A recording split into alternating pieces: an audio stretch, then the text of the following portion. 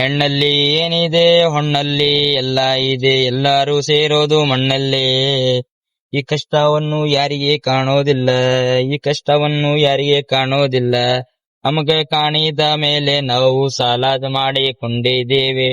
ಆಗ ಯಾರಿಗೆ ಏನ್ ಹೇಳಬೇಕು ಅಂತ ನಮ್ಗೆ ಅಷ್ಟೇನು ಐಡಿಯಾ ಇರ್ಲಿಲ್ಲ. ಅದೇ ಕಷ್ಟ ಕಾಲಕ್ಕೆ ನನ್ನ ಫ್ರೆಂಡು ಬಂದಿ ಸಾಲ ಆದ್ರೆ ಆಗ್ಬಿಡ್ಲಿ, ನೀನು ಏನು ವರಿ ಮಾಡಬೇಡ ಅಂತ ಹೇಳಿ ನಮ್ಗೆ ಒಂದು ಸಾಧನೆ ಕೊಟ್ಟಿದ್ದ. ಅವನು ಸಾಧನೆ ಕೊಟ್ಟಿದ್ದ. ಅದರೆಲ್ಲ ಬಿಟ್ಟು ನಾನು ಒಂದು ಸ್ಟ್ಯಾಂಡ್ ಆದೆ. ಸ್ಟ್ಯಾಂಡ್ ಆದ ತಕ್ಷಣನೇ ಅವನು ಬಂದು ನನ್ನ ಹತ್ರ ಕುಂತಿಕೊಂಡು ಏನು ಹೇಳಿದ, ನೀನು ಇಷ್ಟು ಚೆನ್ನಾಗಿ ಬೆಳೆದ್ಬಿಟ್ಟಿ ಅಣ್ಣ, ನೀ ಏನು ಕೆಲ್ಸ ಮಾಡ್ತಾ ಇದೀಯ. ಅವನಿಗೆ ಏನು ಹೇಳಿದೆ ನಾನು ಅಂದರೆ, ನಾನು ತುಂಬಾ ಕಷ್ಟ ಸ್ಟ್ರಗಲ್ ಮಾಡೀನಿ, ನಿನಗಾದ್ರೂ ಗೊತ್ತೇ ಆಯ್ತು ಅಂತ ಹೇಳುತ್ತಾನೆ.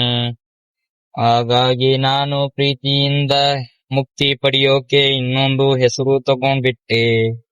ಈಗ ಆ ಹೆಸರು ದೊಡ್ಡ ಸ್ಥಾನಕ್ಕೆ ಹೋಗಿ ಬಿಟ್ಟಿದೆ. ಅವರನ್ನ ಇವರನ್ನ ಬೆಳೆದ ಬಿಟ್ಟು ನೋಡಿದರೆ ನಿನ್ನ ಬಡವರ ಹುಟ್ಮನೆಯಲ್ಲಿ ಬಂದೆ ನಾನು. ಇದು ಜಗತ್ತಿನಲ್ಲಿ ಯಾರಿಗೆ ಏನು ಅಂತ ಕಮ್ಜೋರು ತಿಳ್ಕೊಳಕ ಹೋಗ್ಬ್ಯಾಡ್ರಿ. ನಮ್ಮೂರೇ ನಮ್ಗೆ ಸಾಥ್ ಕೊಡಲ್ಲ, ಟೈಮ್ ಬಂದಿನಾಗೆ ನಮ್ಗೆ ಇಕ್ಕು ಬಿಡ್ತಾರೆ ಚೂರಿ. ಯಾರಿಗೇನು ಹೇಳಕ್ಕಾಗಲ್ಲ, ಹಾಗಂತ ನಾವು ಸುಮ್ನೆ ಇರಕ್ಕಾದ್ರೂ ಆಗಲ್ಲ. ಇನ್ನ ಏನಾದ್ರೂ ಹೇಳೋದಿದ್ರೆ ಹೇಳಿ ಬಿಡು ನೀನು, ಇನ್ನು ಏನಾದ್ರೂ ಹೇಳೋದಿದ್ರೆ ಹೇಳಿ ಬಿಡು ನೀನು. ಈಗ ನನ್ನ ಟೈಮು ಅಲ್ಲಾಗೀತೆ, ಯಾರನ್ನು ಕೇಳಿ ನನ್ನ ಹೆಸರು ನೀನು ಹೇಳಿ ಬಿಟ್ಟಿದೆ. ಈ ಊರು ಶಾಪುರಂಬ ಹಳ್ಳಿಯಿಂದ ಬಂದಿರೋ ಒಬ್ಬ ಹುಡುಗನು. ಈ ಊರ ಹಳ್ಳಿಯಿಂದ ಶಾಪುರನ್ನ ಊರಿನಲ್ಲಿಂದ ಬಂದಿದ್ದ ಹುಡುಗನೀನು. ಅವನ ಹೆಸರೇ ಆಕಾಶ್ ಅಂತ ಎಲ್ಲಾರು ಹೆಸರು ಹೇಳಿ ಕೊಟ್ಟಿದ್ದರು. ಹಾಗಾಗಿ ಅದನ್ನು ಹೆಸರು ಕೊಟ್ಟಿರೋದು ತಾಯಿ ತಂದೆ ಹೆಸರು ಕೊಡ್ತಾರೆ, ಹೆಸರು ಮಾಡೋದು ಮಗನಿಗೆ ಇರುತ್ತೆ. ಹಾಗಾಗಿ ನಾನು ಒಂದು ದೊಡ್ಡ ಹೆಸರು ಮಾಡೋಣಂತ ನಾನು ಯೂಟ್ಯೂಬ್ ಅನ್ನು ತೆಗ್ದಿದ್ದೆ. ಆ ಯೂಟ್ಯೂಬ್ ಅಲ್ಲಿ ತೆಗ್ದ ಇದ್ರ ಮೇಲೆ ಎಲ್ಲಾ ಸಬ್ಸ್ಕ್ರೈಬರ್ಸ್ ಎಲ್ಲ ಬಂದಿದ್ರು.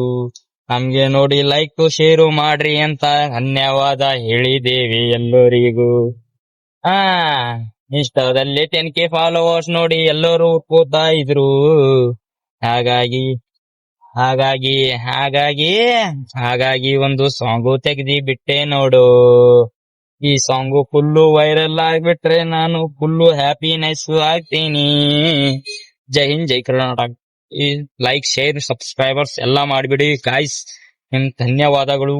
ಸೊ ಈ ಸಾಂಗ್ ಚೆನ್ನಾಗಿದೆ ಅಂದ್ರೆ ನೆಕ್ಸ್ಟ್ ಸಾಂಗ್ ತೆಗಿಯಕ್ಕೆ ನಮಗೆ ಒಂದು ದೊಡ್ಡ ಅವಕಾಶ ಮಾಡಿಕೊಡಿ. ಸೊ ಅದಕ್ಕಾಗಿ ಥ್ಯಾಂಕ್ ಯು.